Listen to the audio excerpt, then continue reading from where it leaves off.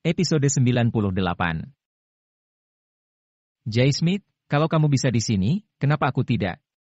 Jensen berdiri. Bukankah Jay Smith seharusnya ada di penjara? Orang ini benar-benar tidak tahu malu. Apa maumu? Jay Smith tampak agak panik. Natasha adalah temanku. Jika kamu ingin menari dengannya, kamu harus meminta izin dariku. Begini saja, bagaimana kalau aku menari denganmu? Kata Jensen mencibir. Tidak mau. Jay Smith terus menggeleng kepalanya. Punggungnya mengucurkan keringat dingin yang deras. Jensen Scott, apa yang kamu lakukan? Dia adalah tuan muda Jay Smith. Apa kamu sudah gila? Xavier merasa sangat aneh. Kenapa Jay Smith begitu takut dengan Jensen? Bahkan Natasha juga terkejut. Lagi pula ia tahu persis siapa Jay Smith itu. Sedangkan Jensen hanyalah seorang dokter. Tapi, kenapa Jensen bisa membuat Jay Smith jadi ketakutan seperti ini? Bagaimanapun, Jay Smith bukan orang seperti Hongki. Aku tidak mencarinya untuk menari bersamaku. Aku hanya lewat saja. Tidak ada hubungannya denganku. Jay Smith membenci Jensen, tapi ia tidak berani menghadapi Jensen secara langsung. Ia terus melambaikan tangannya karena ingin pergi. Namun saat itu, seseorang menghampiri mereka lagi. Kali ini yang datang bukanlah orang biasa. Ia adalah salah satu dari 4 tuan muda di kota Asmenia, Tom Chester. Latar belakang Tom tidak sembarangan. Ia berasal dari keluarga besar di kota Asmenia. Seluruh bisnis yang ada di kota Asmenia, seperti properti, mobil, kecantikan, DLL, semuanya dikuasai oleh keluarga Chester. Itu adalah bisnis keluarga yang besar sekali. Bahkan mereka bisa menggerakkan perekonomian di kota Asmenia. Natasha, aku tahu kamu pasti akan datang. Aku sudah lama menunggumu di sini. Tom berpakaian formal hari ini. Dengan mengenakan tuxedo dan berpakaian yang agung, membuat dirinya menjadi pusat perhatian. Sudah kukatakan berapa kali, panggil aku Presdir atau Nona Natasha. Tidak ada yang perlu Natasha takutkan dari Tom. Yang paling penting adalah ia tahu kalau Tom benar-benar mengejarnya. Tom tidak seperti Jay Smith yang mengandalkan kekerasan. Tuan muda Tom, ternyata kamu mengenal Nona Natasha. Jay Smith diam-diam terkejut. Dengan hubungan seperti ini, ia tidak berani mendekati Natasha dengan sesuka hati. Di dalam hatinya ia mencibir lagi saat ia tahu akan merepotkan karena ada Jensen. Lagi pula ia juga melihat kalau Tom jelas sekali sedang mencoba mendekati Natasha. Setelah Tom bertemu dengan Jensen, ia sangat tidak senang. Kenapa dokter kecil sepertimu ada di sini? Sebelumnya di kantor Natasha, Tom tidak sempat bertemu dengan Natasha, dan malah dokter kecil ini dibawa ke kantor. Dan sekarang, Natasha membawa dokter kecil ini ke pelelangan. Ia benar-benar cemburu.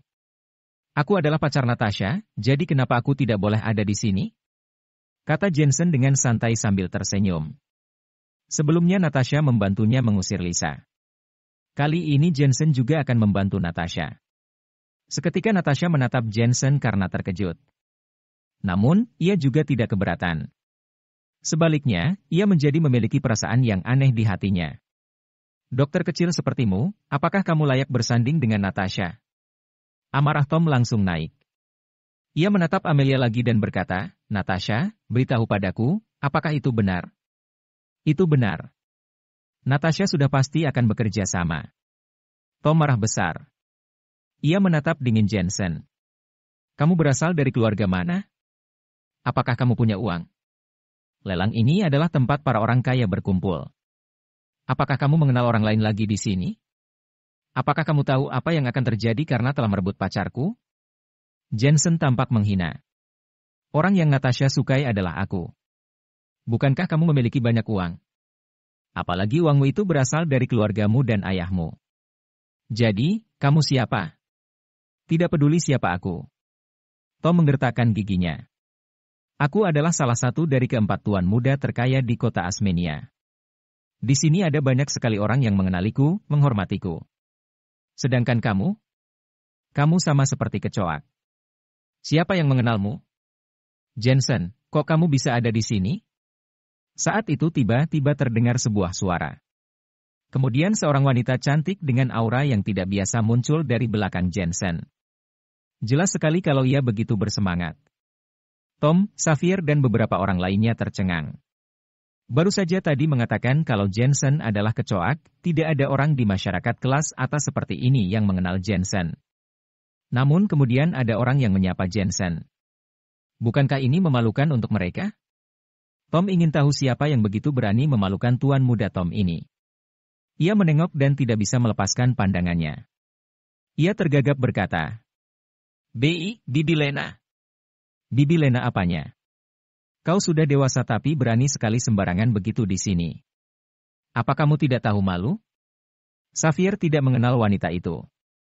Ia hanya berpikir kalau wanita itu akan memberikan hal buruk pada mereka. Berani sekali kamu berbicara sembarangan padanya. Kalau kamu sembarangan lagi, aku akan memukulmu. Sebenarnya Tom tidak mengenal Xavier, tapi perkataan Xavier membuatnya kesal. J. Smith buru-buru menarik Xavier. Ia mengenal wanita itu. Lalu, ia berbisik. Kamu sudah gila. Dia adalah Nyonya Lena, CEO dari grup Dorchane. Ini. Aku sudah mati. Kedua kaki Xavier melemah. Ia hampir berlutut. Grup Dorchane adalah perusahaan besar yang terkenal di kota Asmenia. Kekuatan ekonomi perusahaan ini sama kuatnya dengan grup Chester. Ia adalah ibu dari Nico yang saat itu. Jika Xavier berani menertawakan Nyonya Lena, dalam hitungan menit, grup Dorchane bisa membangkrutkan perusahaan keluarganya. Tom, apakah kamu mengenal mereka? Kalau bukan karena martabat grup Chester, Nyonya Lena sudah pasti menegurnya dari tadi. Ia berkata lagi, apakah kamu mengenal Jensen Ska? Dia adalah tamu terhormat Tuan Ethan. Bisakah kalian untuk bersikap sopan padanya? Ini, baik. Tom hampir menangis. Meskipun grup Chester tidak lemah dari grup Dorchane, tapi bagaimanapun Nyonya Lena adalah tetua.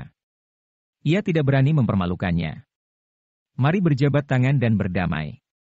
Ucap Nyonya Lena lagi. Dengannya, Tom terkesiap. Baginya, orang miskin seperti Jensen tidak pantas untuk berjabat tangan dengannya. Namun, ia masih menahan dan berkata dengan arogan. Orang-orang yang ada di kota Asmenia yang pantas berjabat tangan denganku hanyalah orang yang berkuasa atau kaya. Tapi, pengecualian untuk hari ini, aku akan berjabat tangan dengan orang biasa. Dari kalimatnya jelas sekali kalau Jensen sebenarnya tidak pantas untuk berjabat tangan dengannya. Ini demi martabat Nyonya Lena. Jensen tertawa tidak peduli.